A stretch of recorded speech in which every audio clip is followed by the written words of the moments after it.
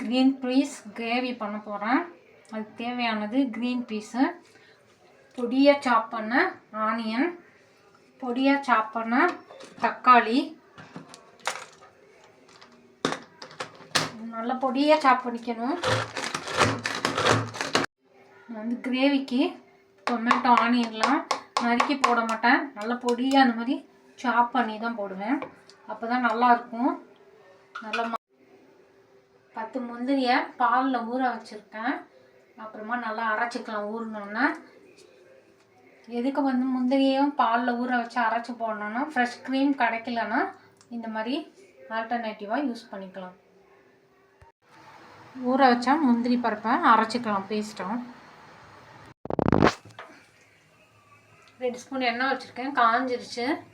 பட்டை, கிராம்பு, ஏலக்காய், பொடியாக சாப் பண்ண ஆனியன்,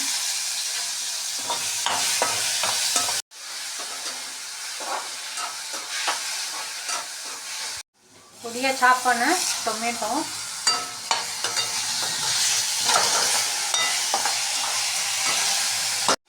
சால்ட் ஆட் பண்ணுறோம்.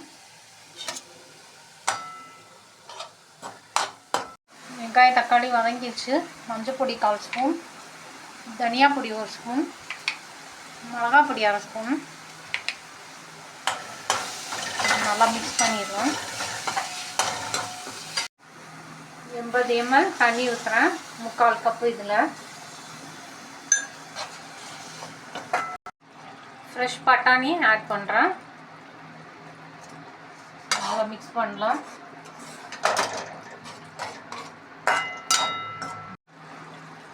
அரைச்ச முந்திரி பேஸ்ட் ஆட் பண்ணுறேன்.